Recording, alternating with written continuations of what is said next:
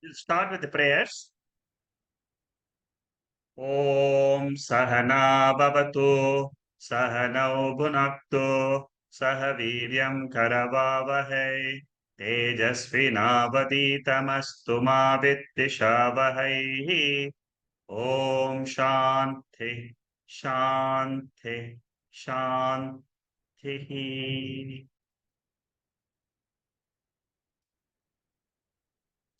We are doing Taittriya Upanishad Bashyam, chapter 3, titled Bhriguvalli. This chapter also talks about the 5 layers of our personality, and there is an Atma, which is the substratum on which this entire body is based, on which the entire universe is based. That is called as Atma or Brahman. So you must remember this point very, very, very well, so that when you do the upasana, when you do the meditation, or you read about meditations, you will know where we are going and what is this whole subject matter. So the central theme of Taittiriya Upanishad is that there is something which our eyes cannot see, on which this entire universe is appearing and disappearing. That is the theme for all the Upanishads. That something is called as Brahman, or it is called as Satyam, Jnanam, Anantam in Taittiriya Upanishad. Now we are studying the 3rd chapter, where after the teaching has been given by the Guru, Varuna, to Bhrigu, the student, that this entire world rises from Brahman, exists in Brahman, and resolves into Brahman. Brahman means it is a spiritual self. It is nothing very, very, it's not outside us. It is not outside the universe also. So it is a spiritual nature in which this entire universe is appearing and disappearing. How do I see this? How do I understand intellectually this phenomena? See, the way we see the dream, where does the dream come? The dream appears in the waker, in the waker's mind. So the waker's mind has got a consciousness. In that consciousness, the dream appears and disappears. Similarly, this entire experiences which we are having in this universe, right from birth to death, is all an appearance like the dream in consciousness. In Taittiriya Upanishad and on all Upanishads, we try to separate the world and consciousness and see how the Veda describes that pure consciousness as eternal. It is an exercise. It is an intellectual exercise of understanding how this universe is born, it exists, and it disappears. This is very beautifully explained in Mandukya Upanishad, which talks about our waking state, dream state, and sleep state. Same essence, which is described in Mandukya Upanishad, is also described here in Taittriya Upanishad as the essence in which the 5 koshas are appearing and disappearing. So with this background, let me go to where we stopped last week. And right now, we are studying the Upasana portion. Upasana means meditation. Why do we need to do upasana? There are there are three yogas: karma yoga, upasana yoga, and jnana yoga. So karma yoga and upasana yoga are meant to purify our mind.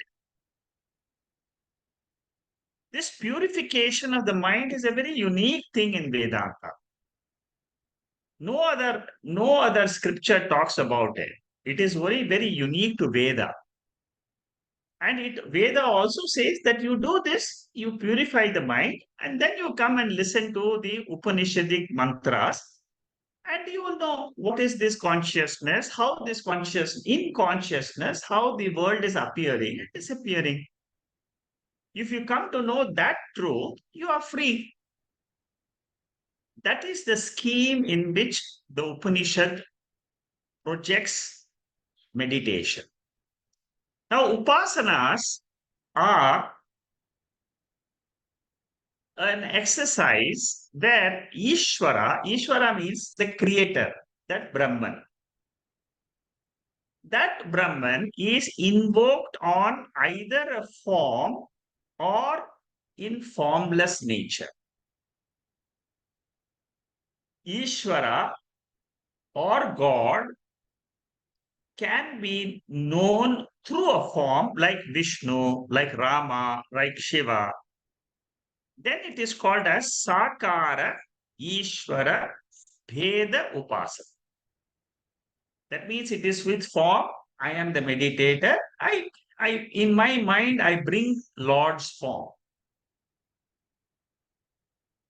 Initially, we have to do the meditation with form, and then we have to go to formless Ishvara. Again, we cannot go directly to formless Ishvara.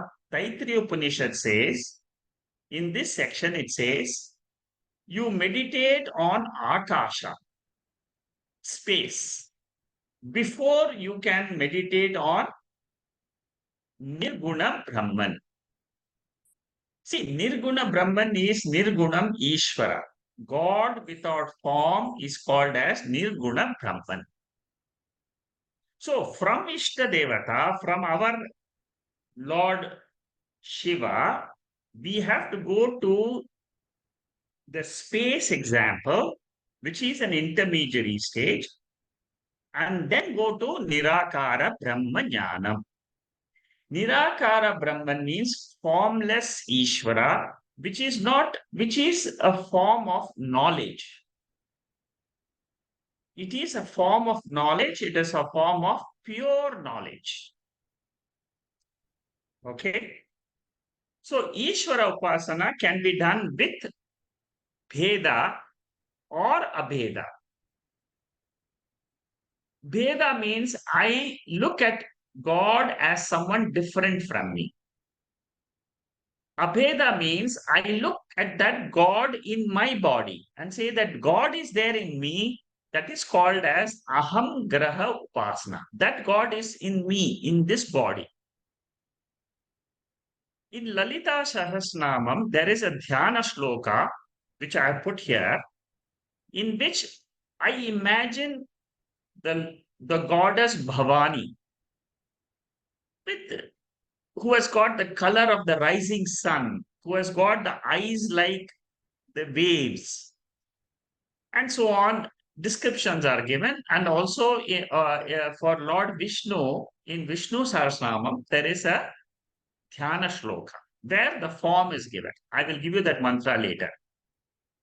So from form, we go to formless. That is what it means. Upadesha Sara, a very beautiful text. It says, Bheda Bhavanat Sohamityasau Bhavanabhida Pavanam Pavani Mata. What does this mean? It says, you contemplate every day that Lord is in this body. He is me. Me means this body.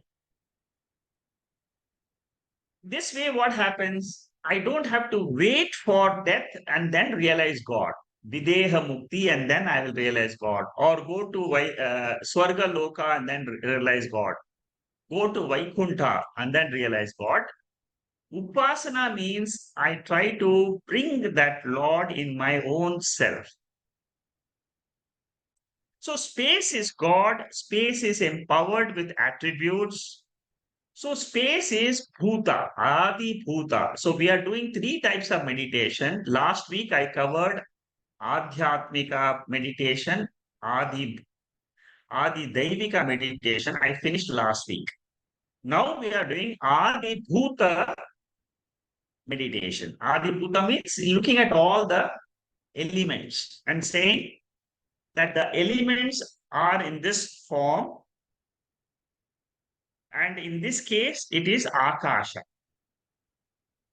What is the what how do I meditate? Suppose you ask me, how do I meditate on Akasha? Because it is formless. Here Shankaracharya gives us some clues as to how to meditate on the space. The first clue he says is Pratishtha Akasha Guna Visishta Ishvara Upasana. Akasha, the space, is the support of everything. See, without space, you can't get anything. You can't, nothing can exist. All the other four elements, they are born after space. And the things which are born out of the five elements are born after space. So this is that mantra I was talking to you about, Vishnu Sahasranama Dhyana Shloka, the third mantra of Vishnu Sahasranama Dhyana Shloka. Here, space is taken up, and Lord Vishnu, we meditate, who is in this space and who has got different other features. So here the mantra has been quoted here because the attributes of the Lord also includes the space. Gaganam. You see in the second line, Gagana Sadrisham Meghavarnam Shubhangam. Vishwadharam. Adharam for the entire universe is Lord Vishnu.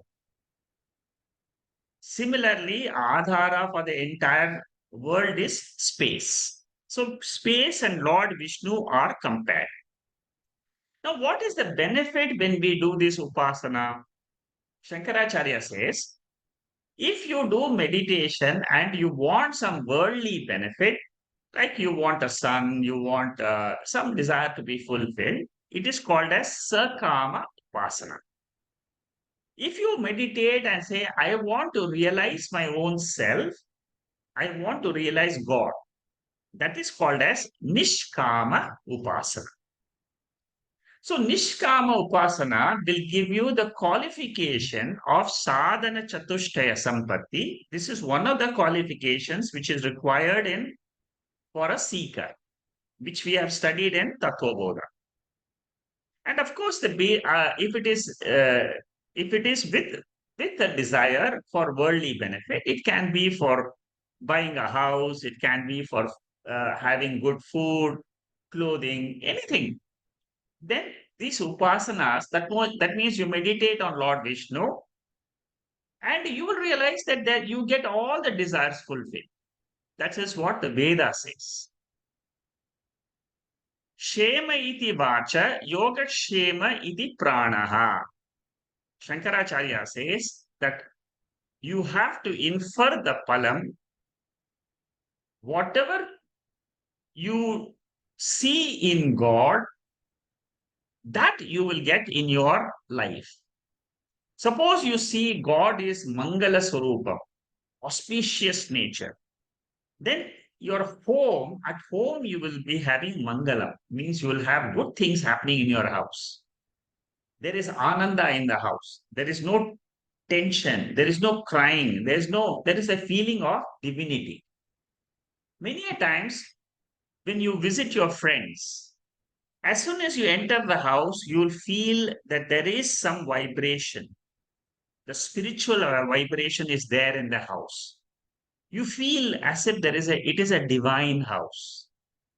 All that is because of the different types of pujas which are done in that house. different types of japas carried on in the house, different types of meditations in the house. So, if you meditate the adhyatmika, which means you meditate God residing in your faculties or your power of the eyes, ears, speech, everything will grow. That is adhyatmika. Adi Daivika Upasana will give you uh, a good environment where you can fulfill your desires. Okay. So all basically Upasana means it is a karma phalam. Upasana is a karma. It starts, it ends. What about jnanam? Is it karma or is it, it is not karma? Jnanam means it is not karma. It is knowledge.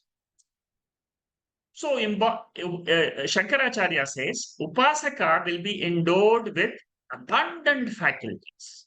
Abundant faculties means he will have a great thinking power. He will have beauty. He will have knowledge. He will have Shakti. These are the virtues. Why? Because you meditate on Ishvara as Sarvajnaha, Sarvashaktiman, Lord Vishnu. When you sit down and in the morning and meditate for 5 minutes and say, "Oh Lord, you are the Shakti behind this whole universe." Suppose you meditate like that, and you are all pervading. You are there everywhere in the world. Then what happens? The mind opens up a completely new uh, part of thinking. And the jiva also feels that he's got abundance of things in life. This aspect of how you meditate and how you get benefits is described in two places according to Shankaracharya. Mudgala Upanishad. Mudgala Upanishad is a very minor Upanishad. We normally never study that. In that, he says in chapter 3, the third verse, it talks about this benefits. Another place is Shatapatha Brahmanam in Brahardanya Upanishad, which comes in chapter 10 of this Brahmanam. This is the quotation of Mudgala Upanishad. And here it says that the person who meditates, he becomes a perfect man in this world. He becomes divine. And whenever he speaks with a very good, he speaks, whatever he speaks, it happens. So these are some of the benefits which are given. Incidentally, there is one publisher in India called Motilal Banarsi Publication. This is just a side information. Now, if you Google and find out, you will find he has got a book of 200 Upanishads. 200 Upanishads he includes in that one book. And it has got the Moolam. Moolam means it has got the Sanskrit verse and the meanings. Very, very beautiful book. For those who are interested in learning more about Upanishad, you can try to get this book. It is called Upanishad Sangraha. This is just a side information because we are quoting this Mudgala Upanishad. I got this quotation from there. Now, next, Shankaracharya's commentary continues. Do upasana on Ishvara in the form of greatness of space. So this is that space where he talks about how if you meditate on space, then how you will get benefited. I've discussed this in the last few slides. Sakama, Nishkama and all I have discussed with you.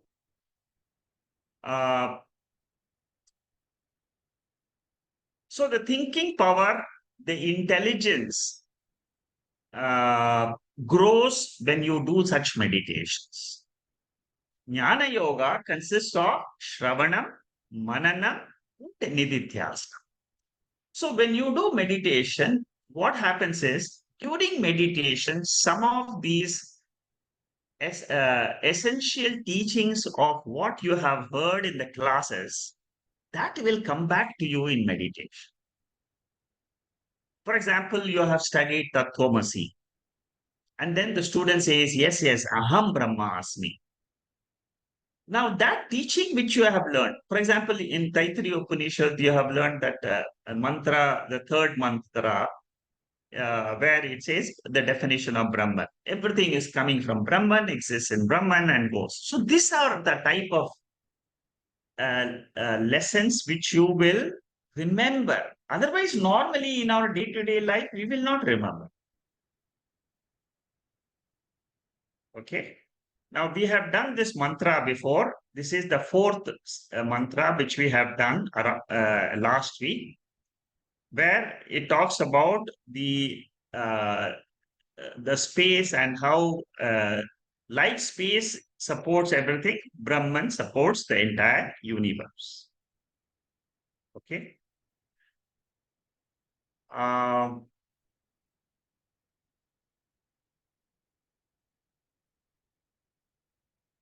there are other people who have written some commentary of uh, on Shankaracharya's Bhashyam. One Bhashyam which is called as Sayana Bhashyam. It is also on Taittiriya Upanishad, and there he gives some of the other benefits uh, uh, which which which comes to our upasaka. Uh, of course, he talks about the basically the sense pleasure, sense objects which are desired, they get fulfilled. And there he talks about the gunas of Akasha and Brahman, how they are, how you can meditate. The gunas are what? That Akasha is the support. Similarly, Brahman is the support.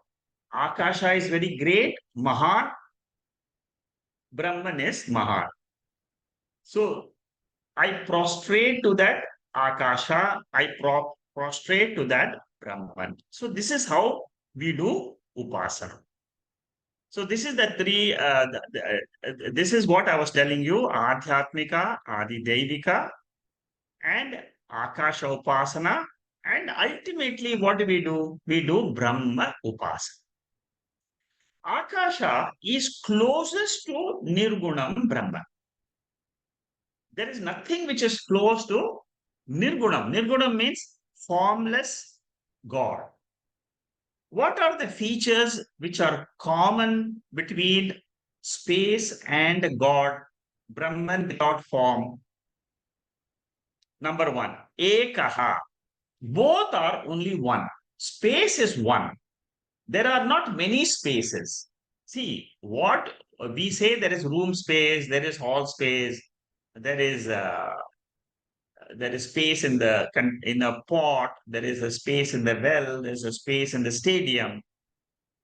When we give these spaces and we differentiate the spaces, we do it on the basis of the medium, the container, pot space, room space, stadium space. The walls enclose the stadium. So it is depending on the container. But space is one only. You break the wall, what happens? The inner space merges with the outer space. And then what will we say? We'll say that a pot exists in space. Not that pot space is in the pot. See the difference. So similarly, a very important point, consciousness is there in our body. Consciousness is all pervading. Can you see the difference now? Space is there in a pot. Space is there in the cosmos. You break the pot, the space merges with the cosmic space. You break the body or mind, you remove it from you remove it intellectually. What remains? Consciousness in this body merges with the all pervading consciousness. See how deep is this meditation. Sarva Vyapakaha, all pervading nature. Like space is all pervading, consciousness is all. Second feature. See, many people come and ask me how to meditate on space. So now these are the ways in which it is clearly established. Indivisible, akhanda. This is one of the space features of space. Akhanda. Akhanda means what? Indivisible. Space cannot be divided. Seemingly, it can be divided. Similarly, consciousness or existence principle cannot be divided at all. But we feel I am conscious, you're conscious, we are two different people. But consciousness is the same in all of us. The upadhi means the body and the mind. I am aware of my mind. You are aware of your mind, your thoughts. The thoughts, your mind and my mind, that determines the personality, I and you. But when you forget the thoughts and you only see the consciousness, it is only one ekam, indivisible, formless, relationless. Next feature, asanga rupa. This is a very, very important which comes up in Vedanta Upanishad. Like space cannot be polluted by the odors which come up in space. But space is not polluted. You can get odor, but space remains unpollutable. Similarly, consciousness cannot be affected by any activity, anything happens to the body or mind. You may think of anything in the world. You may think about an atomic war, atomic bomb exploding around, but that is only a thought and it is happening, but it does not affect space. It does not affect consciousness. Birth and death does not affect consciousness. Therefore, by knowing this consciousness, I can say, I am that consciousness which is immortal. Next feature of space and consciousness, Sarva Adhara. It is the support. Nirvikaratvam, changeless. Space is always the same. There's no change in the space. Everything else in the world changes. The sun rises, sun sets, the earth going around, the trees coming up, trees going down, dying. Similarly, bodies coming up, bodies moving. Everything else is there, but consciousness is changeless. See, these are very wonderful features. And when you meditate on the space in today's talk, what did you learn? One central thing is space meditation. With these features, about 8 features are given here. And next feature is akartrutvam. Consciousness is akarta. It cannot do action. Space cannot do action. Actions happen in space, but space cannot do action. Achalatvam. It cannot move. Wind moves in space, but space is constant. So that is why Shankaracharya, he brings out all this in his Bhashya. Whatever I'm saying is from the Shankaracharya's Bhashya. So when you compare sadharmyam, sadharmyam means similar qualities. Vaidharmyam means you contrast. What is the contrast between space and Brahman? Can you think about it? Shankaracharya brings that also. In meditation, you should say space is inert. It is jadam. It is karyam. It is a product. Like body is a product.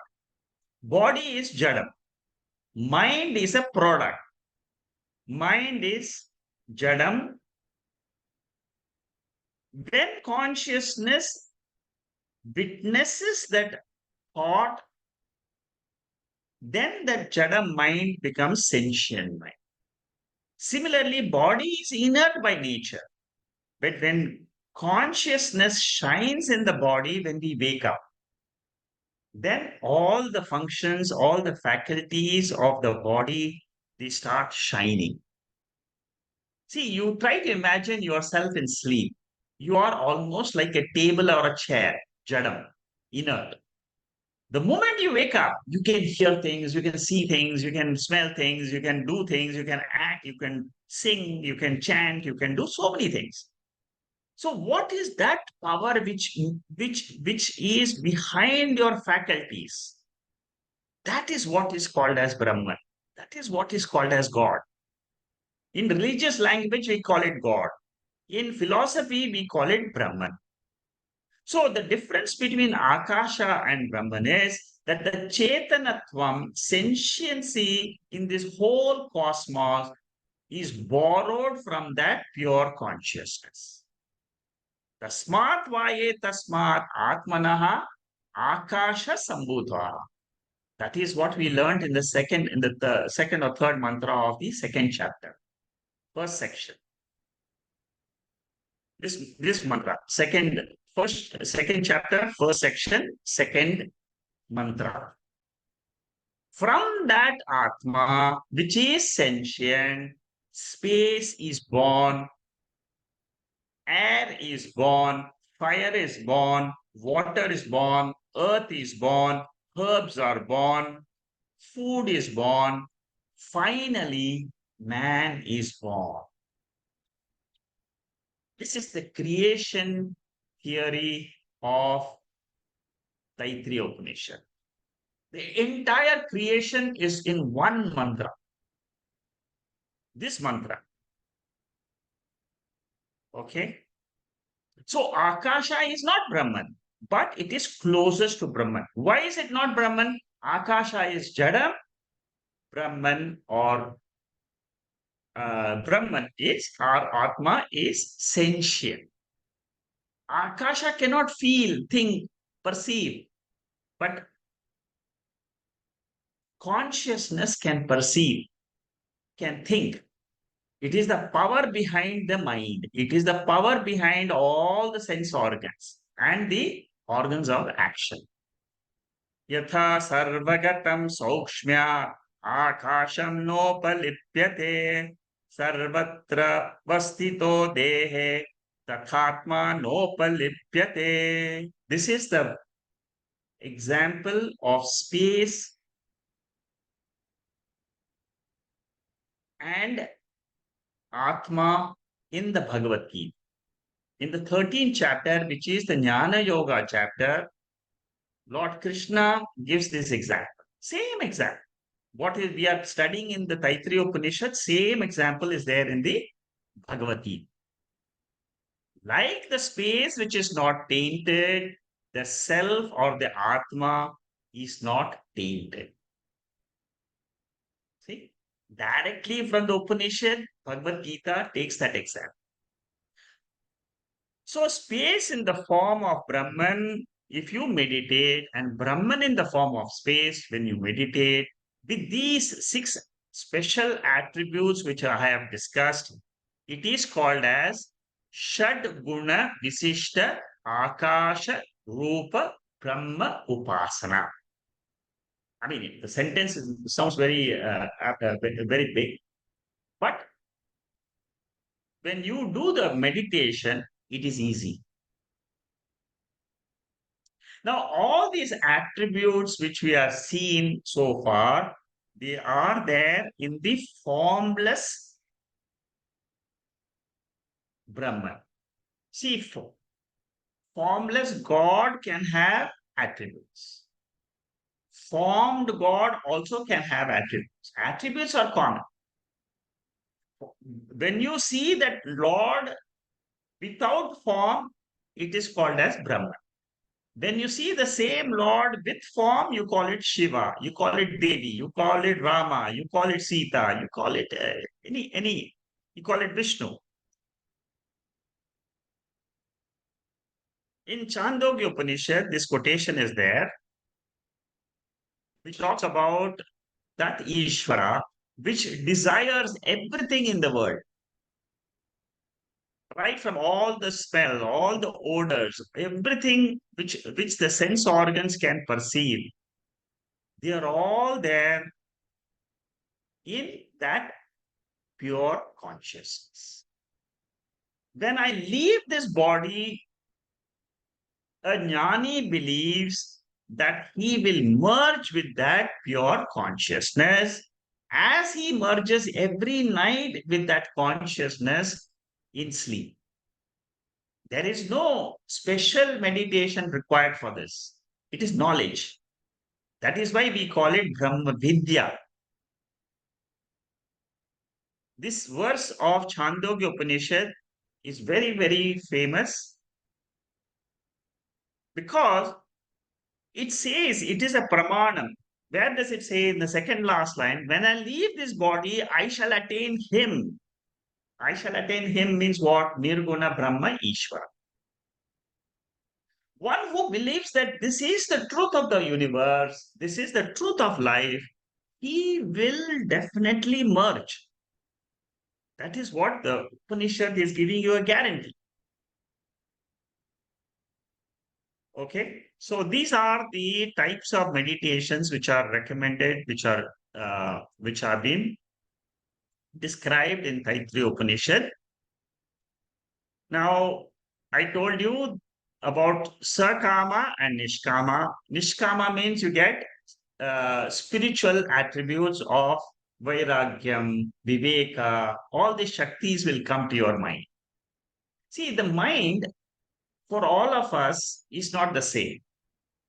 So when you do japa or meditation or parayanam, chanting, or visit a temple. These are all the spiritual, small spiritual exercises.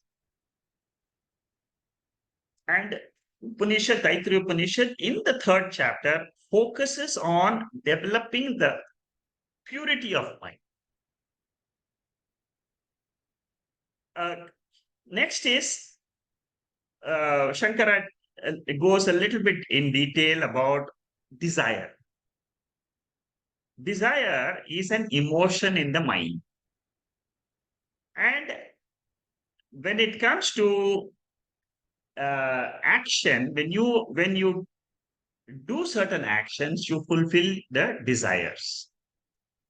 And in meditation, with desires, if you do some meditations, you will fulfill your desires. That is what Shankara is saying in this section. The person who meditates upon a Brahman with attributes, he will become a limitless person.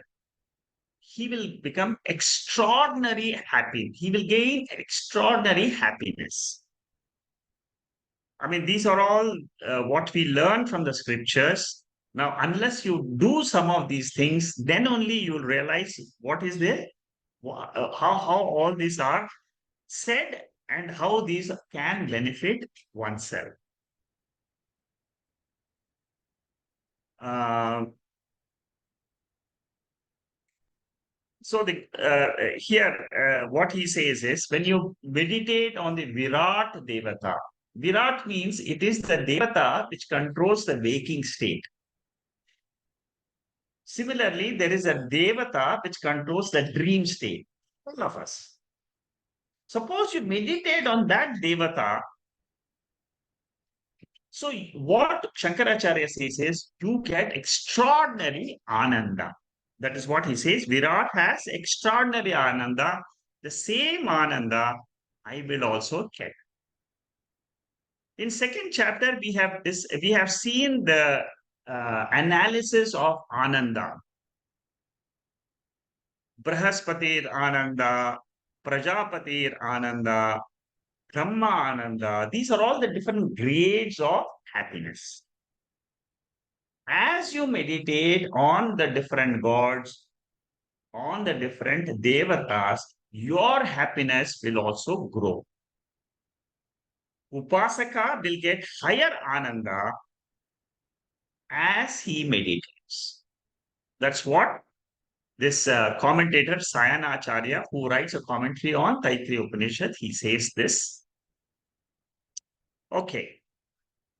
Uh, Next, we Shankaracharya talks about Aitareya Brahmana, and he talks about how another attribute we can get by meditating.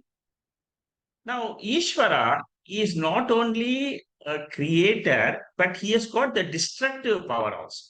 So, when you meditate on the destructive power also, Shankaracharya in this paragraph, he says, you will not have any enemies in life because you are a friend of everybody. So this is an indirect benefit of meditation. How can upasakas have enemies? That is what Shankaracharya says. When you meditate with Paramatma having both the powers, then you also will have absolutely, you'll be friendly to all. That's what it means. Uh, okay. Here we talk about the destructive power of Vayu and all that. It's just an extension of this idea. Whenever you see there is a devata of each uh, of our organs. For example, shrotra. Shrotra means ears. In Tattvabodha, we have got all these devatas mentioned. You can go and refer to Tattvabodha, which will say for ears, Tik Devata, for the Twak, skin, Vayu Devata, for the eyes, Surya Devata.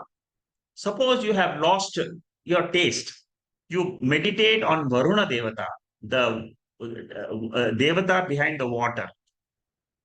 Grahana Devata, smell, Ashwini Devata. Vak means speech. Vannihi means the Devata behind Agni. So all this, see, these meditations, they teach you that in this universe, there are certain subtle powers which your eyes and ears cannot see or hear. But those powers are all controlled by devatas. In the scriptures, for example, even the Panchabhutas, there is an Agni Devata, there is a Vayu Devata, Akasha Devata, Prithvi Devata. Devata means it is a power which controls that external uh, object. All these Devatas are controlled by Hiranyagarbha. Hiranyagarbha means it is the first born out of Brahma. Subtlest. All the subtle powers are all controlled by the totality of all the subtle bodies, which is called as Hiranyagarbha.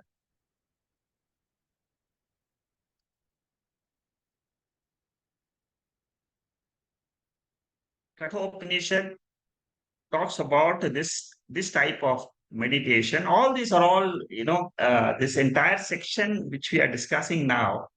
Till the end, we are going to discuss basically the upasana. These are all very detailed study which is mentioned by Shankaracharya. Shankaracharya writes a big commentary on this section.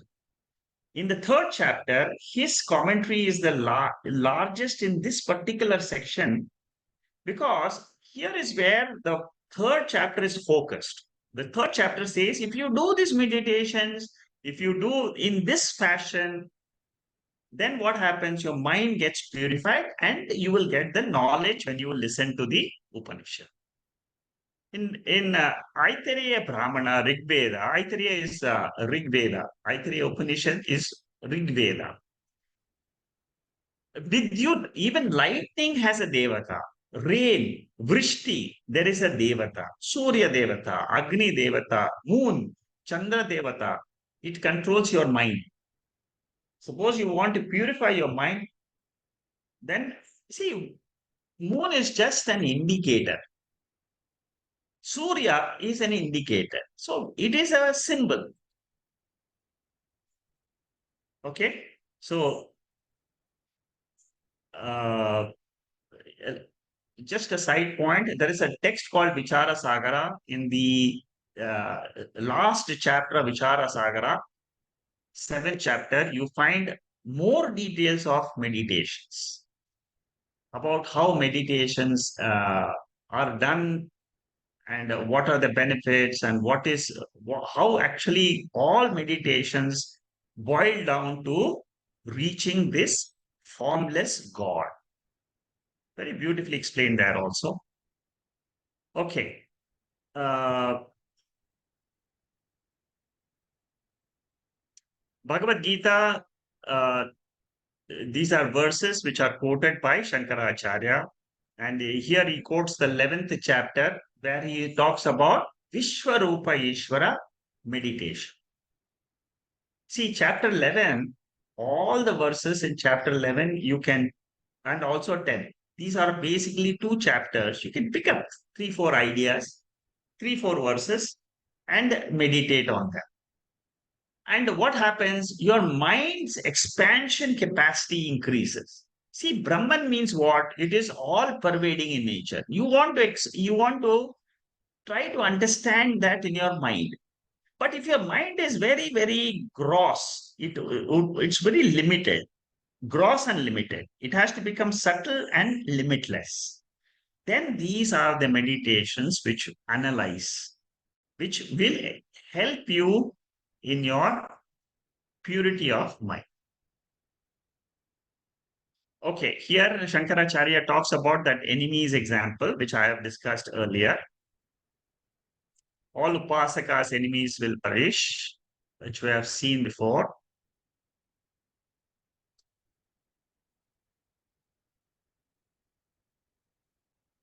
So, upasanas are Adhyatmika, Adidaivika, Brahma Upasana, Akasha Upasana. Then these are the qualities. It is a support, it is great, it meditated in the mind. You do namaskara for the God. And these are the different types of upasana which we have discussed so far. Taittiriya chapters, the first chapter of Taittiriya Upanishad is sadhana pradhan. Somebody wrote to me and asked me, what about the first chapter? I said, first chapter is only for sadhanas. Sikshavali. I didn't cover it.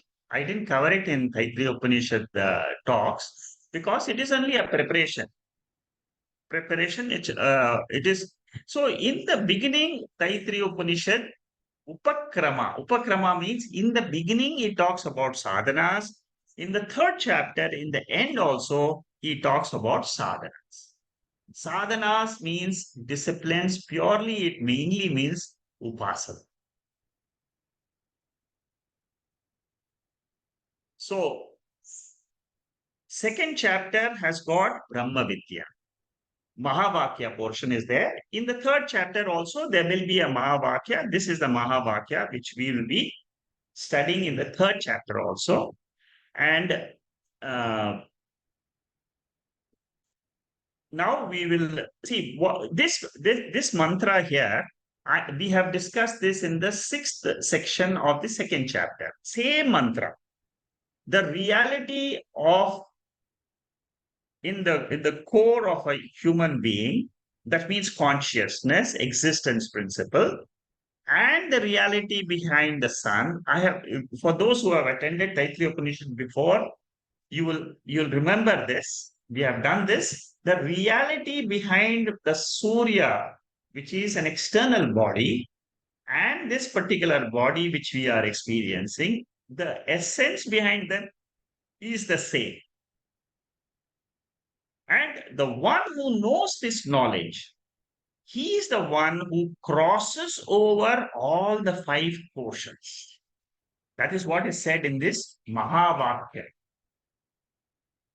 This mantra of Taittiriya Upanishad, chapter 2, 8th section, 12th mantra, and in chapter 3, I think it is the sixth session, same mantra is there. It is this one chapter where it is the Aikyam is mentioned. So the three pairs which we have studied so far is Prithvi and Akasha, water and Jyoti, lightning, Prana, Anna, and Annadaha. So these are all different types of upasanas we have studied before. Um,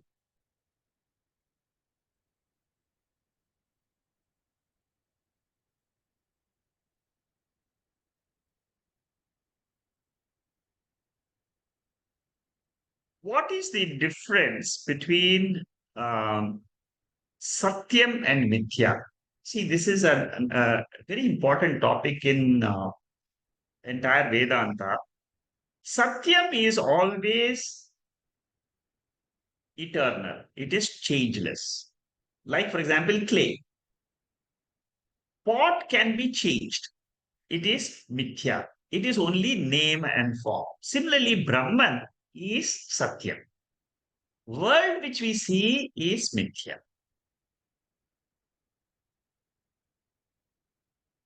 Uh, in this section, the next section which we are discussing now, what Shankaracharya is saying is Bhokta and Bhogyam, experiencer and experienced. Both of them depend on consciousness. Okay. Matra Sparshas Kaunteya Shitoshna Sukodakara. This comes in the second chapter, 14th mantra. That all the sense organs, they are in touch with the sense objects. And what is the end result of that? It is either pleasure or pain. In the Bhagavad Gita, this is what is said about Bhokta and Bhogya. And entire samsara. Samsara means joy, sorrow, pleasure, pain. That is what is called as samsara. Then there is no bhoktru bhogya sambandha in consciousness because it is akarta abhokta. See, what we have to understand is our body is karta, our body is bhokta, but atma is not karta or bhokta. That is what Shankaracharya is trying to bring out in this particular section. And he says samsara belongs to the bhoktru bhogya sambandha ego, the I notion. This I notion is a karya. It is a product of prakriti.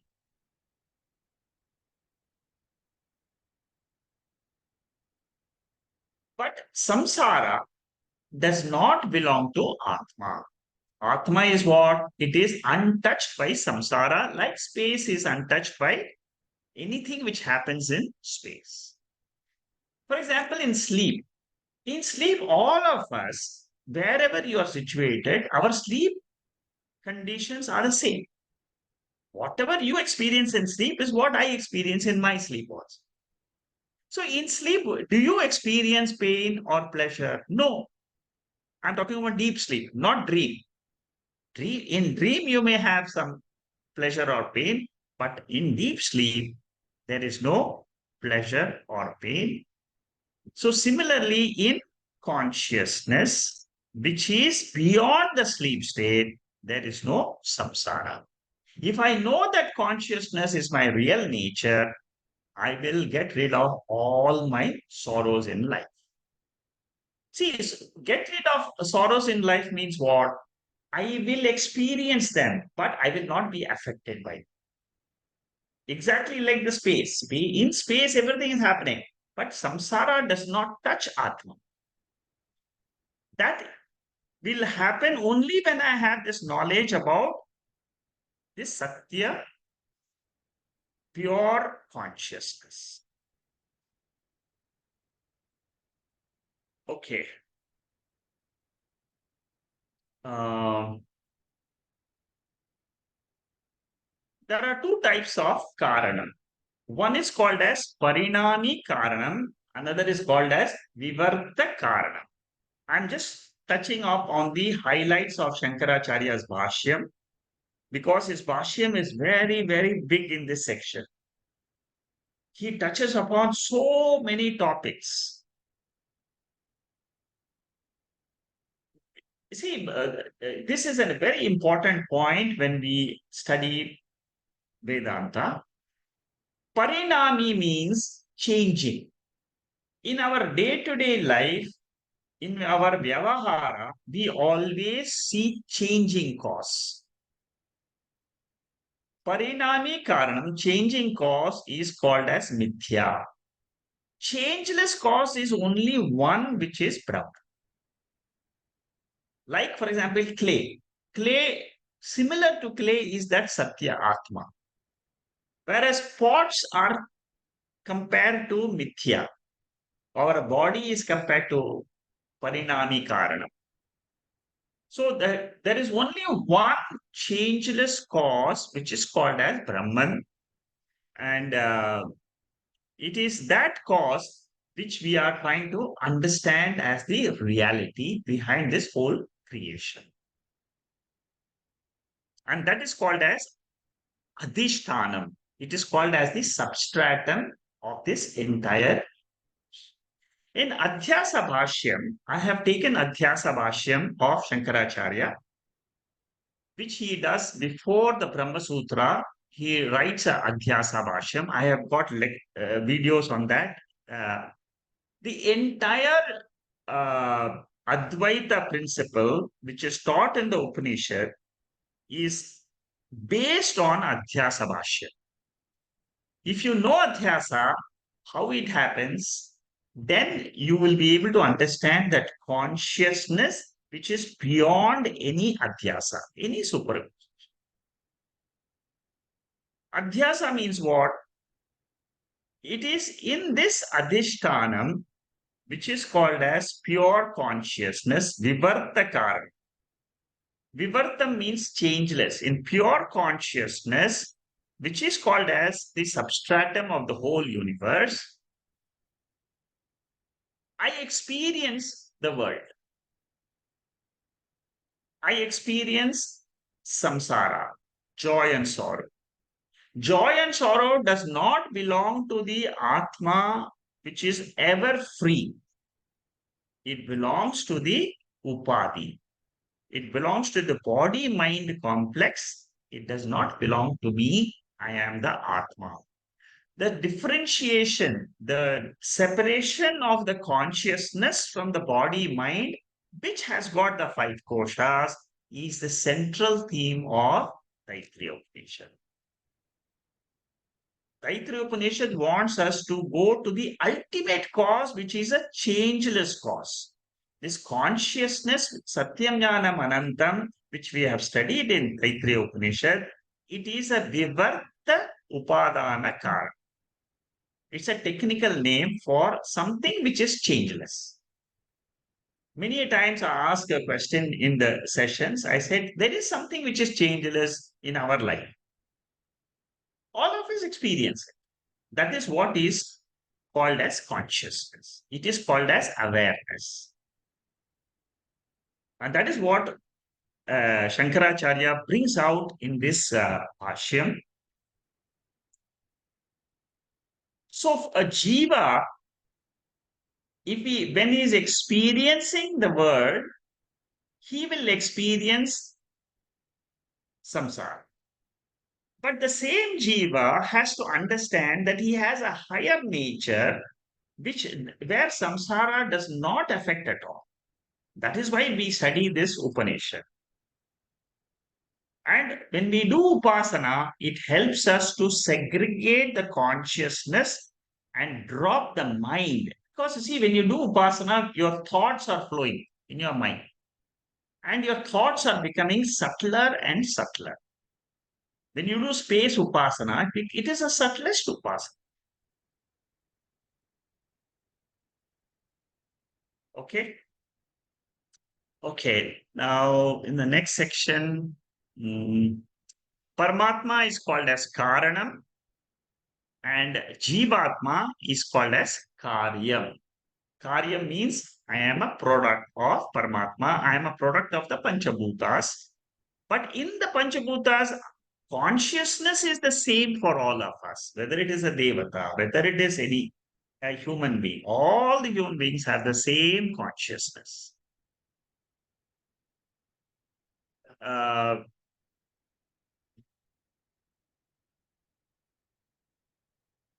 Jivatma is not a samsari, ultimately, is what Upanishad wants to say. Because consciousness doesn't have samsara. Okay, that is what Shankaracharya is explaining in this paragraphs. Okay. Uh, there is some question and answers. I'm not going to the details of this. You can study the Bhashyam at your own time.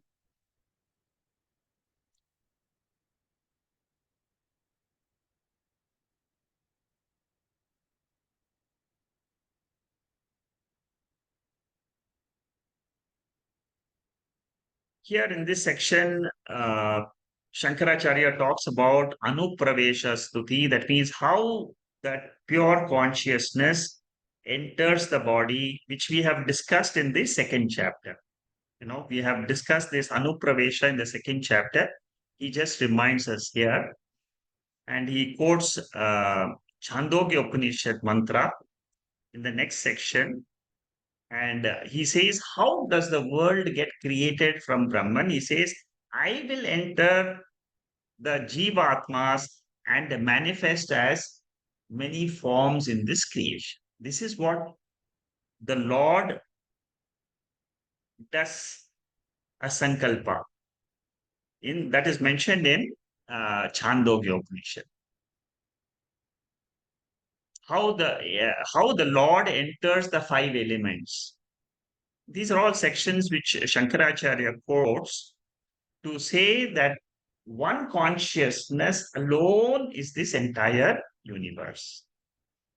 It is not an actual entry, it is like a reflection.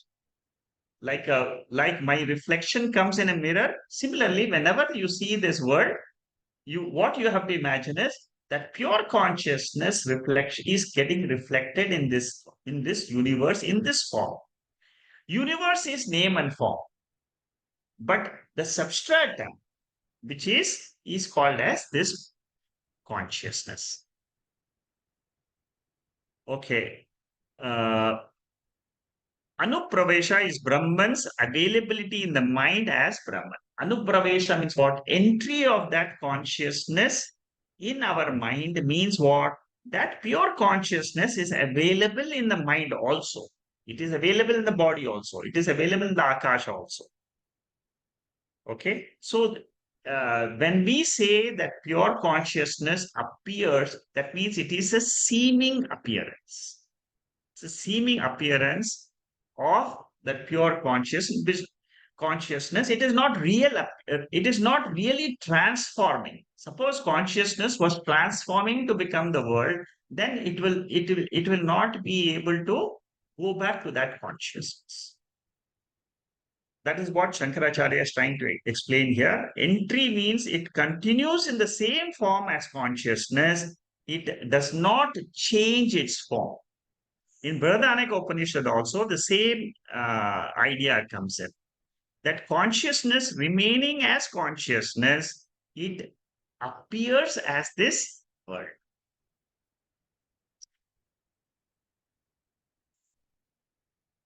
Paramatma is asamsari, Jiva is samsari. What is the difference? Paramatma knows his nature, that I am pure consciousness. Jiva doesn't know his nature as consciousness, therefore he is a samsari. That's what is said in the previous section, in this section which we are doing now. Samsara belongs to Karya Prapancha and not to Jivatma. Jivatma is pure consciousness. That is what ultimately it realizes. When you say Tattvamasi, Tattvamasi means what? You are that consciousness. You are that Paramatma. You are that Brahman. That is the teaching in the Upanishad. Today, the Jiva thinks he is a samsari. So ultimately, what happens when I learn this Taittiriya Upanishad? The lesson I have to absorb from this Upanishad is this body and mind is an incidental appearance in consciousness. This is the final lesson of the Upanishad. It is very difficult for a gross mind to understand this, but a subtle mind can understand and can accept this. That is why all these meditations are prescribed. Okay, the samsari jiva understands that he is not a samsari, he is always pure consciousness. Okay, so this section here, which I've got some notes, it talks about the three types of upasanas we have done before. See, some of these may look repetitions, but when you study the notes in totality, you will appreciate these revisions because they add value to they because sometimes you forget what did I study before. So, and what am I studying? What am I studying in this section? So these notes, when you read yourself after these talks, when you listen and then you read this note, they will make more sense to you. Okay. Uh, what is the meaning of moksha? Moksha means dropping the notion in my mind that I was born. I am suffering. This suffering is only a notion in the mind. It is because of adhyasa, because we are superimposing the body on consciousness. This adhyasa topic is extremely important. It is very subtle teaching, but if you can pick up the teaching, it will help you in all this analysis of uh, Shankaracharya's Bhashyam. In every Bhashyam, he will use this adhyasa. Adhyasa means you're superimposing on something else. On consciousness, which is pure, on a pure crystal, because of the flower which is there, a red flower, the crystal appears to be red. That is what is called as superimposed. Similarly, mind. I am pure consciousness, but when I superimpose the mind and take that as myself, that is what is called as adhyas. It's a very, very important topic. So, what is moksha? Moksha means dropping this adhyasa and claiming your nature as pure atma. This mukti is always there. It is always free. But whether I am with the body or without the body in sleep, I am always mukti. Mukti means I am free. All of us, we experience this or not. Every day we experience our nature as free from this body, free from this mind. What Upanishad says is try to remember that in your Jagrata Avastha and hold on to it. Take that as your real nature. And once you are able to do that, then what happens? Throughout the life, whatever situations come in your life, they will come, but you will not be affected by the circumstances or situations in life. Okay, there is one uh, question which Shankaracharya raises in this next section of the Bhashya. What he is asking is Jivatma Karyam or Karanam? Karyam means what? It is a product. Is Jiva a product or is Jiva the cause?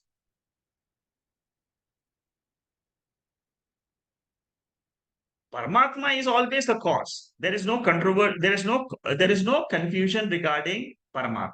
Paramatma, he knows his nature. He knows he is always the Karanam for this entire universe. But Jivatma, he has ignorance. Jivatma is Karana Atma only.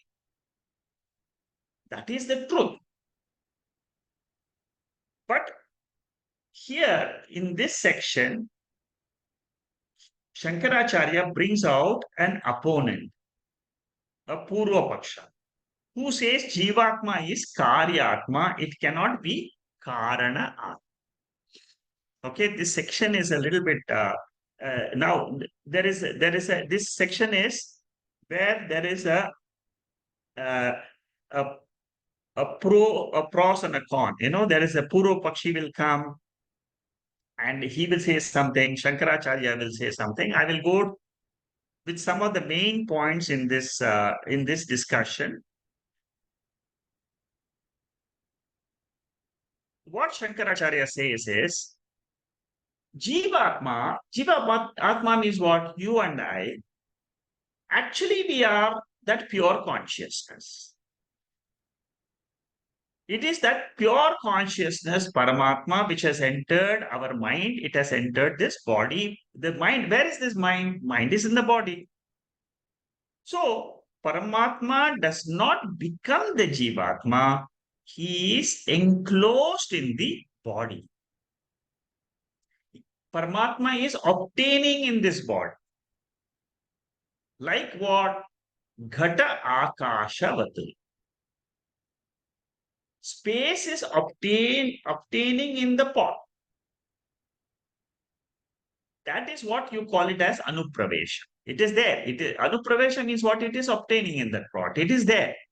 Similarly, consciousness is there in this body, and it is this is the significance of the anupravesha vakya. So, Jivatma is Karana Atma, is what is the truth. But Purva Pakshi says, in Chandogya Upanishad, it is said that the Paramatma entered all these three elements and he will enter and he will manifest as Agni, Vayu, Prithvi.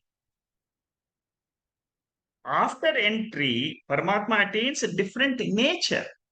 So how can you say it is the same Jivatma which has not transformed? See, the Purva Pakshi has got the theory of Parinami Karana.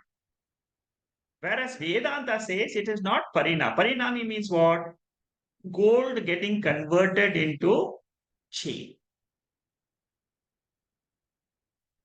Or milk gets converted into curd. That means milk is not there, it is only curd which is seen now. So is it like that Paramatma has entered this Jivatma, means Paramatma has got converted into Jivatma? Which Shankaracharya says no. It is not Parinami Karanam, it is Vivarta Karanam. See, this entire section of this is purely to understand the difference between a cause which doesn't change and a cause which changes. Just to understand that principle, this entire section of Shankaracharya has been written in Taittriya Bashyam. In the third chapter, you are not modified form of Paramatma, but you are Paramatma. Space does not change. Space is the same. Without change, it appears in different enclosures. Similarly, consciousness, Paramatma, is the same. It is changelessly appearing in different containers of body and mind.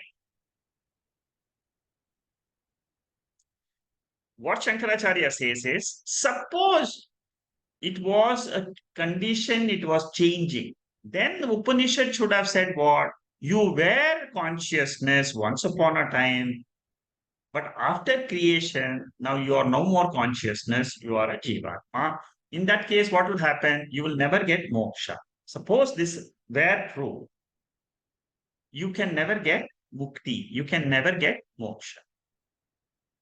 So your entire study becomes useless. So what we have to remember is this, you see, how to interpret the Veda. Uh, and these are the things which we need to understand, that the Upanishad is talking about a changeless Karanam, not a changing Karanam. That is one of the fundamental debates which Shankaracharya has with all the Purva Pakshis, not only here, in other Upanishads also. So Jivatma does not fall under the category of Karya Prapancha. Karya Prapancha means what? The entire created world. The created world is different. It is Jadam. But Jiva is not that. Jiva's body is created, but the essence of this body, which we call it as Jiva, the sentient aspect, it is Paramatma. It is one with Paramatma's nature. We feel that we are participating in the Karya Prapancha. We take ourselves to be an integral part of Karya Prapancha. Now that is a mistake. We are not part of this Prapancha. We are consciousness, a higher nature compared to the Prapancha. That consciousness is not in time and space. The Prapancha is in time and space. See, I'm going into very involved discussion here about the nature of all of us, about the nature of a jiva. The nature of a jiva is he is ever free. Ever free means what? He is not within the time space paradigm. This is at the highest level. At the Atma level, universe is in time and space, but Jivatma is beyond time and space. Therefore, Jivatma is not Karyam. He is beyond Karanam and Karya. That is what is revealed in Mandukya Upanishad as Turiyam. It is like the screen. When we see a TV, the screen is changes. But inside in that changeless screen is where all the movies are going on. Without the screen, can you see the movie? You cannot. So similarly, without consciousness, you can never have any experience in life. Very, very important section of Taittriya Upanishad. If you can understand this, you can understand the nature of.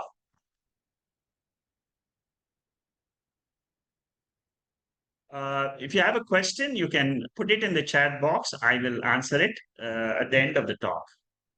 So the screen is not part of the movie. I am not part of the universe. And that is what is called as Tattvamasi. See, now we are getting to very high, a very, very deep area of realization of our own self. When we uh, when we when we understand the Mahavakyam, the Purva Pakshi says, the union is possible when two separate entities, parts, or they come together.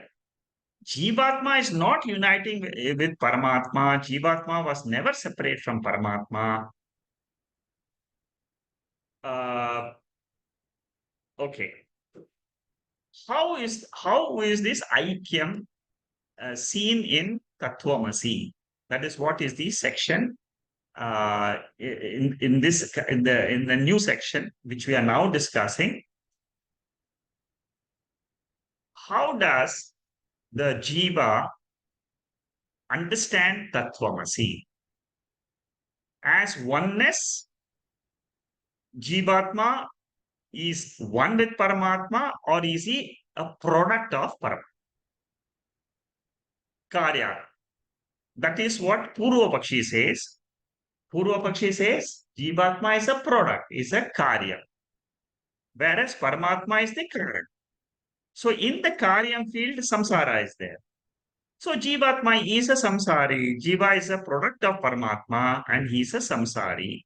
But Tattvamasi says Jivatma is one with Paramatma. This is the difference between a Ajnani, a ignorant person, and a Jnani. See, Purvapakshi means what? It is a person who doesn't know the truth. What Shankaracharya is trying to say now is if you take the consciousness aspect of a jiva, then you will realize that you are one with Paramatma, one with the pure nature of the Creator. But suppose you take yourself as the body or the Panchakoshas, you have slipped, you have fallen and become a samsari jiva. Okay? So Shankaracharya's Bhashyam is helps us to understand our real nature as pure Atma, which is not Karya Atma, but Karana Paramatma Swarupa. Okay? And samsara nivartyartam, that means getting rid of samsara is the fruit of the study of Upanishads. Okay? In Naishkarmya Siddhi, this discussion is taken and analyzed. Naishkarmya Siddhi is another text written by one of the disciples of Shankaracharya. It's called Sureshwaracharya. In that text, it's a very high level text. It's a very advanced text. In that text, you will find this debate, this argument at a very deep level in that text. Okay. Shankaracharya quotes some of those arguments here. He says, like how we say that man is fire, woman is fire. That means what? They are having then their nature is not fire, but it is that it is a idiom which is used. So similarly, when we say that man is that jiva is Paramatma, it means that it is, don't take the direct meaning, take the indirect meaning. Okay. Okay. The arguments of Shankaracharya to prove that Jivatma is one with Paramatma, these are the three arguments. No word in Mahavakya indicates Upasana. That means Mahavakya doesn't say that you meditate yourself as Paramatma. No. It just says you are Paramatma. Therefore, what? It is the Jiva Swarupam, which is pure consciousness. By upasana, jiva by upasana or meditation, he doesn't become consciousness. He doesn't become Paramatma. Through upasana, if you become Paramatma, Paramatma status will be, it will be a karma phalam. What are the four types of karma phalams? Karma phalam means what are the different results of any karma? Aptihi. Aptihi means you reach a place. Utpattihi, you produce something. Samskara means you can refine something. Vikara means it is modification. These are the only four phalams which are possible by karma. But what is jnana phalam? Jnana phalam is not karma phalam. That is what Shankara is trying to say here, that Upanishad gives us the knowledge that we are Not this body which is born, but we are unborn, eternal Atma. And that is knowledge. It is not a karma phalam, it is not a upasana phalam, it is jnana phalam.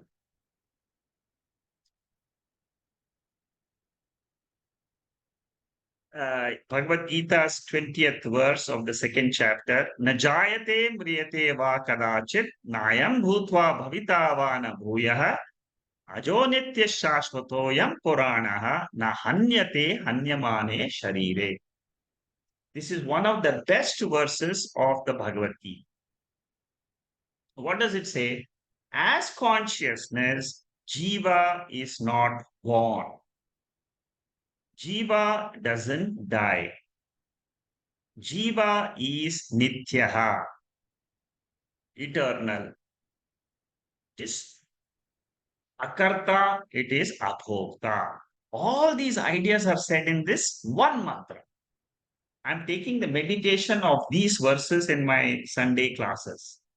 Mandukya Upanishad tomorrow. I'm taking this section of second chapter, which describes the Atma's nature. And we are meditating on these verses. So the same idea Shankaracharya is bringing here, that Jiva is not born, he never dies. This one idea, if you keep it, I'm telling you, in Bhagavad Gita, if you want to remember one verse of the Bhagavad Gita, I will say it is this verse. If you can keep meditating on this verse alone throughout your life, you will realize your nature as pure consciousness. Jiva is never destroyed after destruction of body. It is a fact. Take it. The jiva is not destroyed. Jiva merges with the original consciousness, which is called as Paramatma. If you strongly believe this, and because you have done Upanishadic study, and you believe that this is what happens to all of us when we leave this body, you will never fear death. You will always be eternal, immortal self. Okay. And you don't have to do upasana to become this pure consciousness, because it is not a karma. It is not the result of karma. It is the result of knowledge. That is why we keep on saying, repeatedly listen to the scriptures, listen to the Upanishad. As you keep on repeated listening of the scriptures, you do Mandukya Upanishad, you do Taittriya Upanishad, you do Katha Upanishad, you keep on listening and listening and more listening. One day, this idea of consciousness, Atma, Paramatma, will get into your subconscious mind, and you will feel you are truly blessed to receive this knowledge. It's a divine knowledge. Okay. So I will stop here today with this slide. I will continue next week. This idea of how Jivatma doesn't become Paramatma, but he is always of the Swarupa of Paramatma. That is that is the section we are dealing right now. See, in this particular month, in this section, Shankaracharya writes a very long commentary. So we may be discussing this for another 2-3 sessions, but I don't want to miss some of this. Whatever you can pick up in these sessions, go ahead. If you're not able to, if you've not understood 1 or 2 points, doesn't matter, because the gist of it is what you need to understand. And this whole section is Upasana section. How you meditate and how you get the result of Upasana. But beyond Upasana is your nature. Upasana is meant to purify the mind. But after purification of the mind, what is that knowledge which I have to gain? This is the knowledge. Okay, this is a very beautiful section. How it is Paramatma Karyam, how Jivatma is not a Karyam, it is always Karanam. We will continue next week, and we'll see.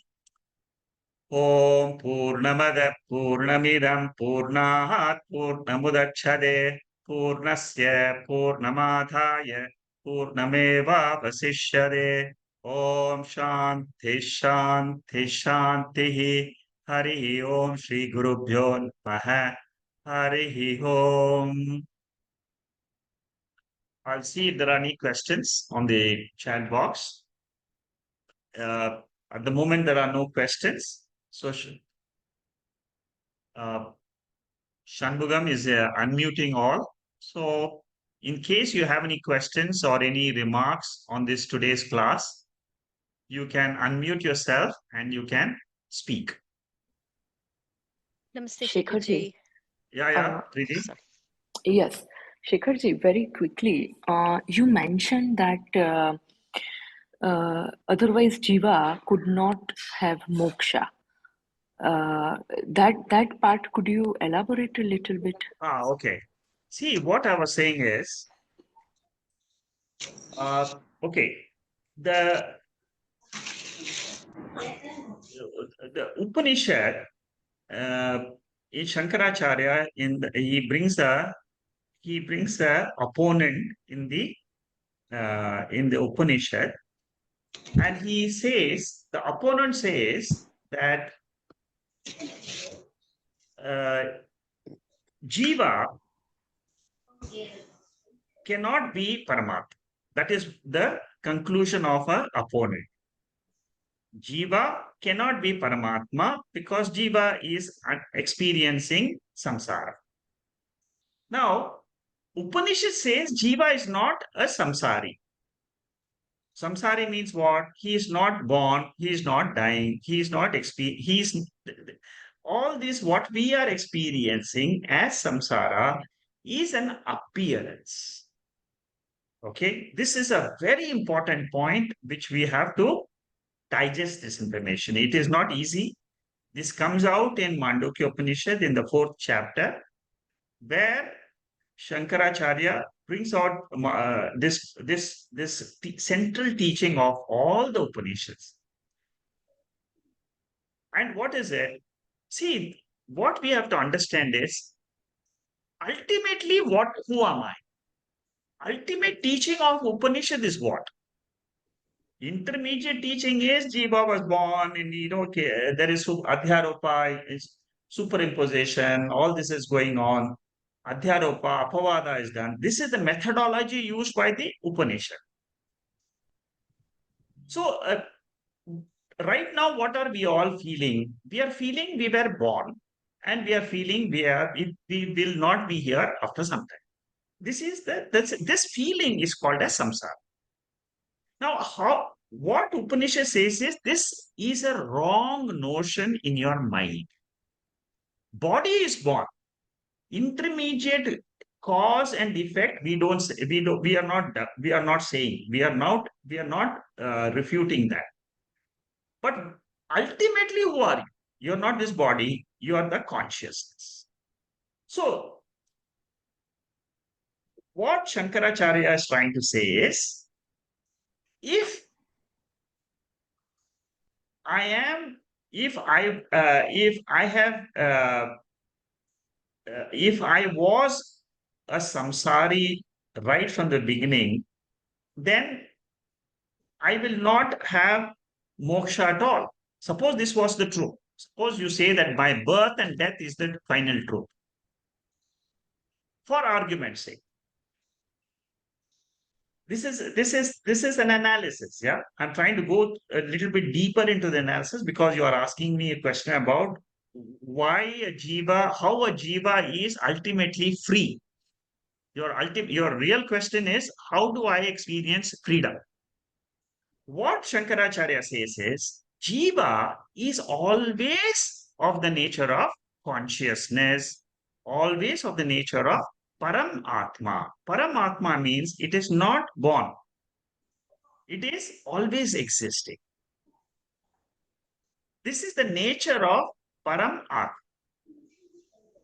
Now, there is something in this universe which is always there. See, what do we believe? We believe only birth and death, birth and death. This is what is there. It is not there tomorrow. This is what is our normal conclusion. There is nothing in the world which is permanent.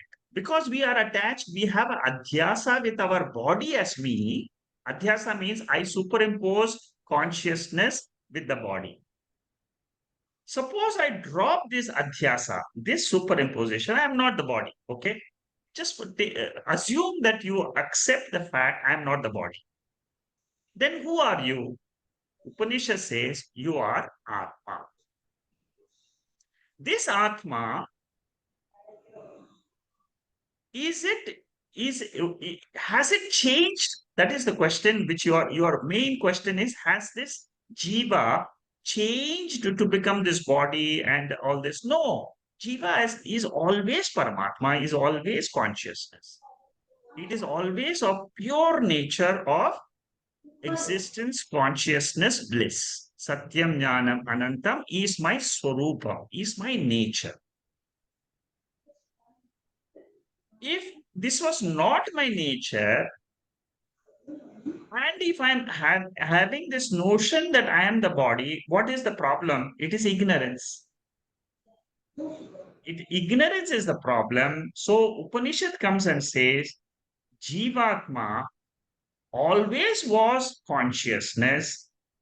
He does not transform himself to be this body or this mind. Body mind is appearing for due to the law of karma, due to the law of the cosmos, and so on.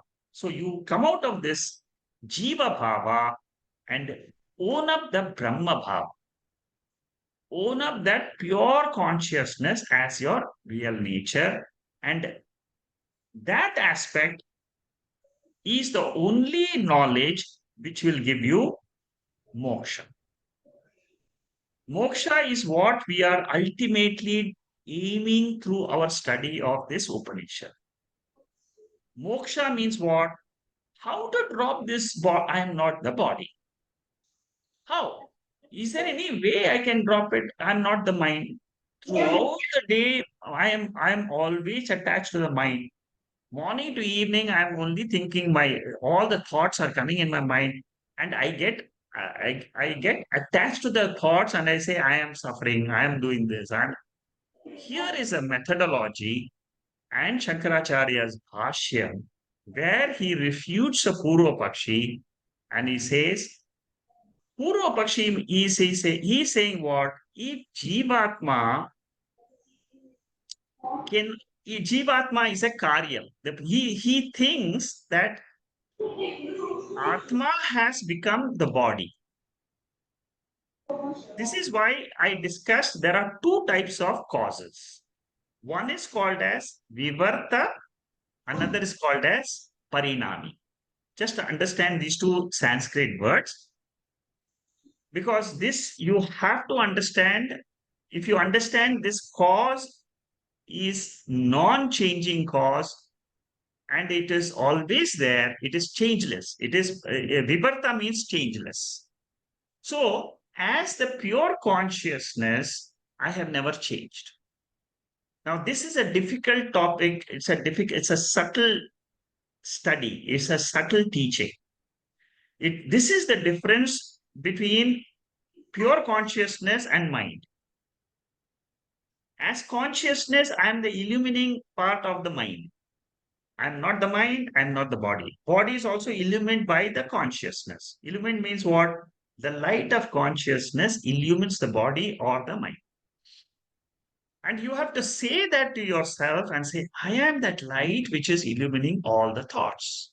I am the light which is, light means what? It's a light of knowledge. Very important point is light of knowledge. That is the spiritual light. That is the essence behind my nature. Once you understand the spiritual light is my nature, then what happens? Pancha koshas can be dropped. And I can hold on to this nature that jiva is not a karyam. Karyam means it is not a product.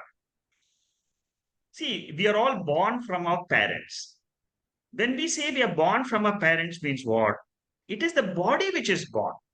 What Upanishad says is consciousness is not born. Consciousness is the screen in which the body has appeared, it will go away. But you change your notion in the mind. I am not the body or the mind. I am the screen. I am the consciousness. I am the awareness. This takes time because the mind has to become purified to understand this completely. Am I making some clarity? Yes, yes, Yeah, yes, Preeti? Shekharji, I understand Yeah, that, for example, if Jiva is part of this Karya Karana, then it cannot be Paramatma because then it will, yeah. That is why it says yes. that Hmm. we are not Karya Karana. I am beyond Karanam and Karya. See, in Mandukya Upanishad, you're attending the Mandukya, right? Yes, yes. Sometimes you don't attend, right? Yes, but then I listen to the recording. Okay. If you listen to the recording, see this point about Karanam and Karyam, cause and effect, very, very beautifully comes out in Mandukya. In the fifth mantra and the sixth mantra of Mandukya Upanishad, this point comes out very, very beautifully. I mean, that is why I like Mandukya Upanishad the best to reveal our own nature. See, what Mandukya says is our sleep state is Karana Avastha. Our dream state and our waking state is Karya Avastha. The sleep state is the Karanam. Karanam means it is the seed state. And what is the seed state? Seed state is ignorance. I don't know. I am beyond the Karanam and beyond the Karya. That is why in the seventh mantra of Mandukya Upanishad, the Upanishad itself says, you're not the Karanam, you're not the sleeper, you're not the Karya, you're not the waker, you're not the dreamer. But then you'll say, oh my God, if I'm not the sleeper, if I'm not the waker, if I'm not the dreamer, who am I? Then the Upanishad comes and says in the seventh mantra, in the fifth and the sixth mantras, it only says that the sleep avastha is the karana avastha. Karana avastha means this entire creation goes into unmanifest condition in the sleep state. All creation. So karanam and karyam you have to drop from your mind. Then only you will be able to come to the pure consciousness, which is Turiyam, which is beyond Karanam and Karma. So the Jiva today is what you and I are Jivas. Okay, we feel that we are inside this body. You feel that I am someone inside this body. I don't know what it is, but today okay. The first point is I am the body. I'm not inside or outside, but I am the body. That is the first level of our mistake. Then the second is no, I am the mind inside the body because the mind is what is really the karta and bhokta. That is the second level of mistake. Upanishad says mind undergoes these three states. Mind is the waker, dreamer, sleeper. But you are not the mind. So what do I have to then say? I am not the mind, I am not the body. Body is born, mind is born. But Upanishad is teaching me I am not the body, I am not the mind, I am not the karanam in the sleep state, I am not the seed state of the waker and the seed state of the dreamer. These states are experienced, no doubt. That is why it is called as mithya. Suppose it was non-existent, it will be called as tucham. Tucham means it is not there. But Upanishad says we experience mithya state of karyam and mithya state of karanam also. Both karanam and karyam are mithya. Beyond this is my real nature. It is me, the pure consciousness. And the description of that pure consciousness is given in the seventh mantra. The same description is given in the Taittiriya Upanishad also in the second or third mantra. Yatova imani bhutani yena jayanti jivanti. That means what? In that Atma, the Jiva comes, experiences the world, and lives and resolves. That is the definition of the Jiva. So that if you look at that definition, who am I? I am not the body. I am not the mind. I am the pure consciousness. So, Preeti, now you have understood that you're not the Karanam, Yes. you're not the Karyam, you're beyond the Karanam and Karyam, which is Turiyam, which is Brahman, which is the central message of all the Upanishads. Kenopanishad, Shrotrasya Shrotram, Manaso Manoyad, Vacho hi Vacham. That means what is behind the mind, what is behind the eyes, what is behind the ears? It is this consciousness. Without this consciousness, there is no body, there is no world also, there is no God also. That is the bold description of the Taittiriya Upanishad. All Absolutely the clear, Upanishads. Shekharji. Thank you so much. Okay, good. I'm glad you got it. Yes.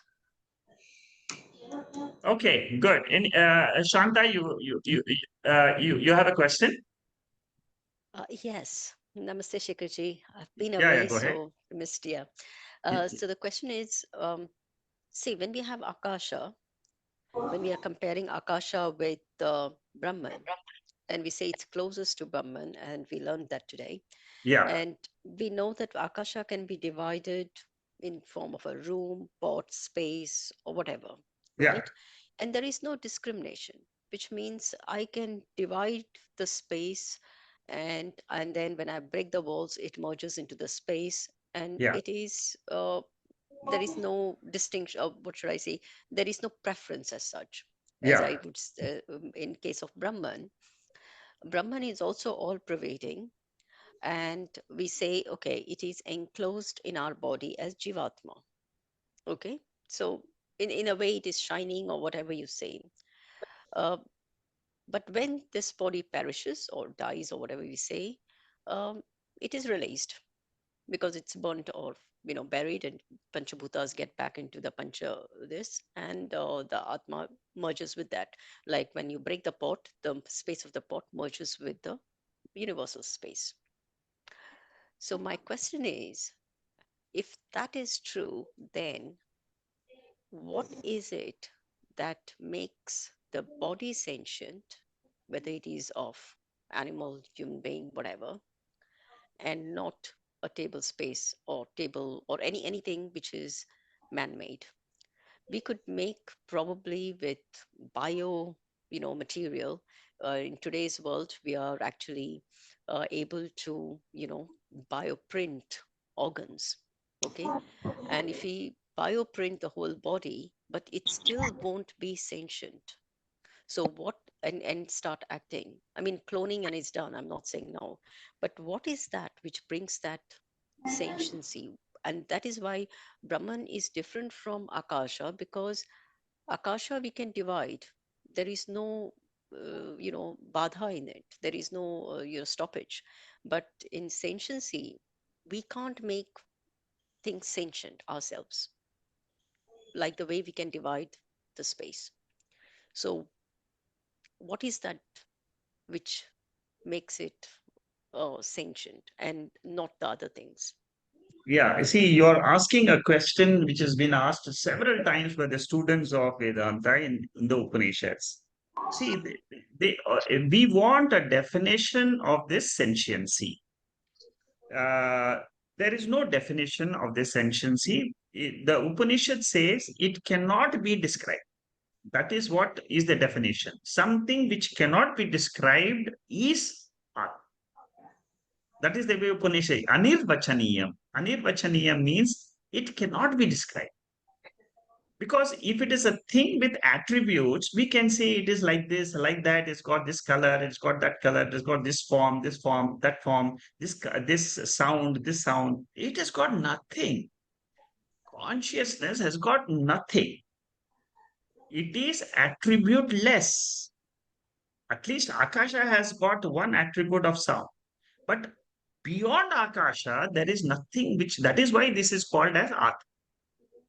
Atma has it is absolutely nirgunam. But what we say is there are certain aspects which we can try to understand with reference to the world and say that that is the attribute of Atma. So for example, where, where does this universe disappear in our sleep state? It, for me, for our all our experiences, the sleep state is as good as either you can call it death experience or you can call it as Brahman experience. Positively, you can say it is Brahman experience. Negatively, you can say it is as good as death because I don't experience anything. It is as good as I am not there, but you are there. You are there in what form? Anirvachaniya. It is, you cannot describe it. And what they say is that which is anirvachaniya, that we are calling it as Atma, that we are calling it as sentiency, with reference to insentient world. Sentiency is also a word which we are bringing in with reference to the stone, which is insentient. We are only saying the wall is insentient, table is insentient, but there is some, it, if you ask me, it is some power, some Shakti. Ultimately, what they say is this entire Prakriti, all the Panchabhutas are called as Prakriti. Prakriti is nothing but it is a power. It is a power which belongs to this sentient Brahman. But there is no description. It is, for example, what is that power by which I am able to speak and by which you are able to hear? You can't Cannot describe. describe. You can't describe it. That is what is called as sentience. Indirectly, I can refer to it and I can tell you that that is it. That is the indirect definition.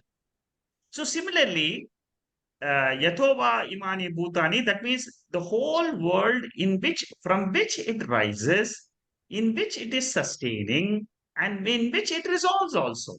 That is what is called as sentiency. That is what is called as Atma. That is what is called as Brahman.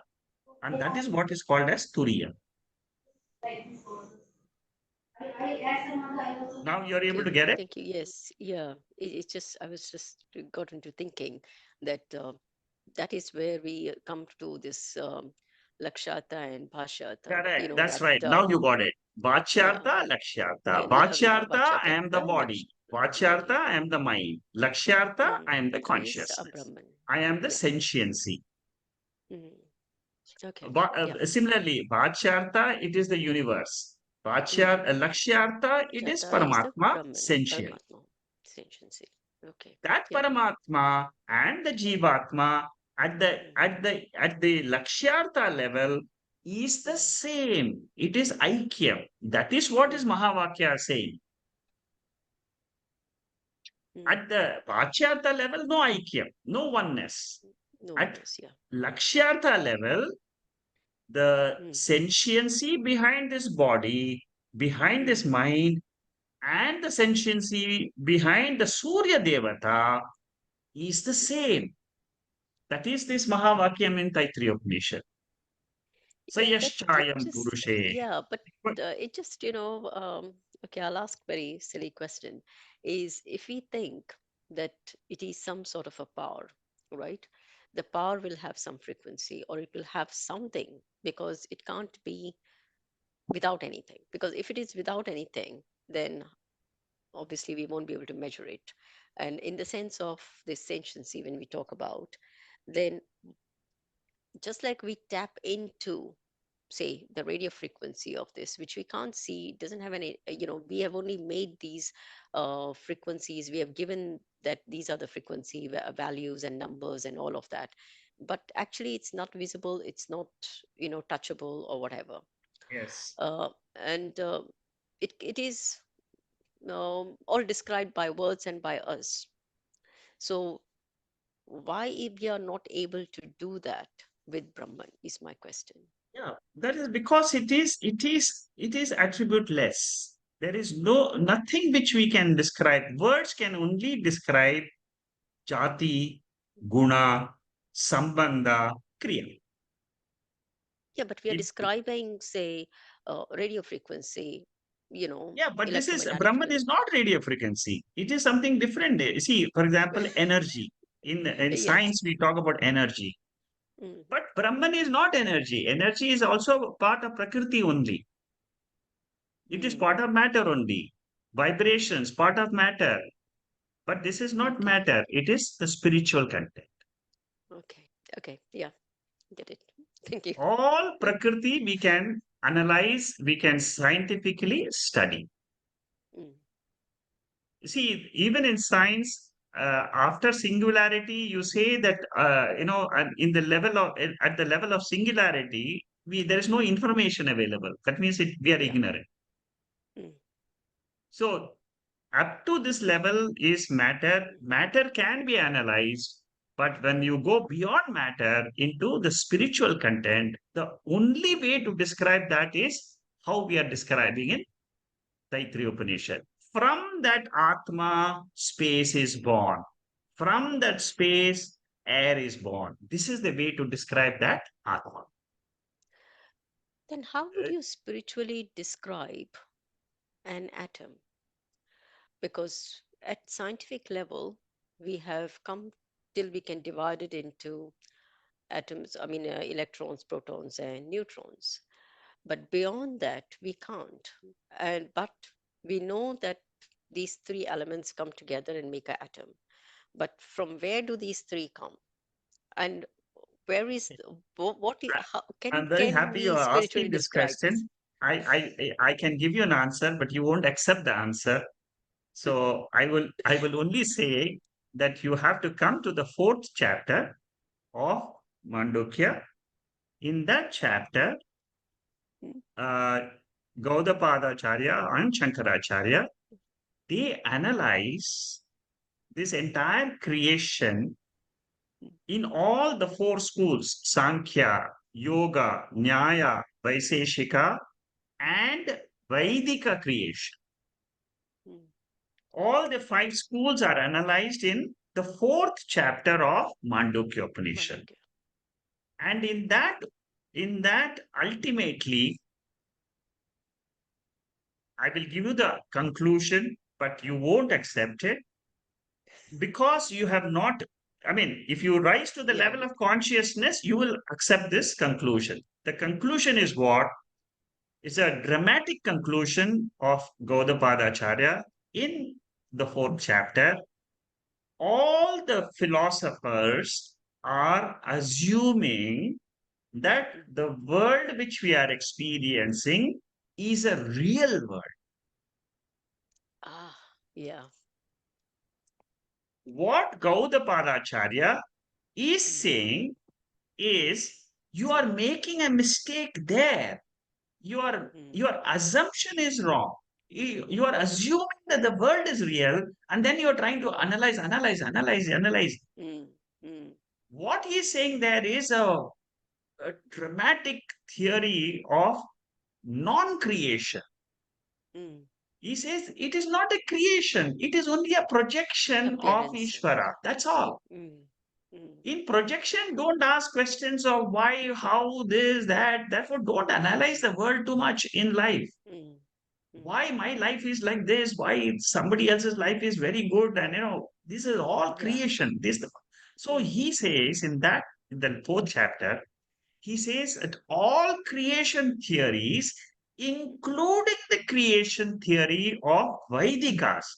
Vedika means what? Veda itself is got a creation theory. What is the theory of creation in the Veda? It is karma produces sharira. Because of sharira, you have karma, sanchita karma. Again, because of karma, the next is body is born. Mm. So even that This theory, is unreal. Incarnation. reincarnation theory of karma producing body, body producing karma, karma, this whole cycle, Mm. Shankaracharya throws it out of the window. He says I'm glad he does. there are fallacies even in the Yeah. Vedic theory of creation. Yes, and I agree to that because I always had this question. If my first body was formed, whatever, then how did I even have karmas at that point? The to Correct. burn. So therefore, the fact of this Sanchita karma and this theory also didn't sound right to me, but I was just waiting for listening. But anyway, good you, and I think I accept one of the amazing thing is we have tried various ways of proving the Big Bang theory, and we have not been able to prove. Yeah, because he And says that there because is the no fact creation. is wrong. Yeah, we have Yes, been trying to say the assumption itself is wrong that the universe is created by a Big Bang, and correct. so it is almost like what you said that So it is a it is an projection, and therefore there unreal is no creation. You see, what yeah. Shankaracharya says there is, don't take it as a real creation. Veda Mm, never says that real creation is born. What it's a Veda says projection. is unreal creation is born, unreal creation resolves, which you can Mm, accept even in your sleep state and yeah, your waking yeah. state. Mm, In the sleep state, okay, the unreal creation, which was yesterday, 10 years ago, 5 years ago, well, mm, anyway, it is unreal. So waking state is anyway unreal. It will resolve. But for the unreal mithya snake, you require a rope, adhisthana rope. mm, That rope is what is consciousness. That rope is the sentiency. That rope is the adhishthanam. That rope is the turiyam. mm. On the last question for me is um, I do accept that the Vedic creation also is mithya because it cannot be true. Then why do we actually reach this point that we have to get Jivan Mukta or moksha? It is only Because for, that is also mentioned in the fourth chapter, 32nd verse of the second of the I think it is the 32nd verse of the second chapter. What it says is, it says very clearly, there is no jiva which is bound. There is mm, no jiva which gets moksha. These are all only appearances of bondage and freedom. detachment. The real nature of a jiva is he was free, he is free, he will ever be free. Mm. Okay, thank you. Good. Thank I you very mean, much. I think you should write Upanishad yourself, you know. You have got all the theories in your mind now. Thank you. Okay, good. Anyway, I like your conversations. It's good. Anybody else has a question?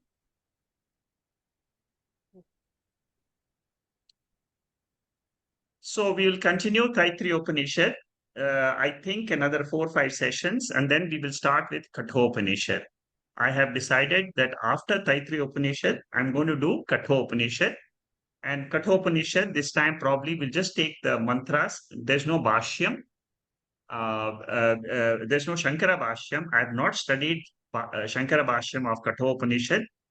But in future, whenever I do it, I will take that Bashyam separately. We will go through the Kathopanishad, a very beautiful Upanishad. After Taittiriya Upanishad, it will be good. And you can apply the knowledge which you are gaining from Mandukya and Taittiriya in Katho. So another new Upanishad will start in about 4 weeks' time, and let's see. Um, but that is what we'll be doing after the Taittiriya Upanishad. Okay, Okay, thank you. thank you. Thank you very much. Thank you. Namaste. Wish you all a great day. Namaste. Namaste. Namaste. Hari Om. Hari Om. Thank you, Shekaji. Namaste. Thank Hari you, sir. Om. Thank you. Thank you. Thank you. हाँ भाऊ भाई कैसे हो? എന്നോട് എന്ത് ചെയ്യും? Yeah, you can't hear it. There is already loud.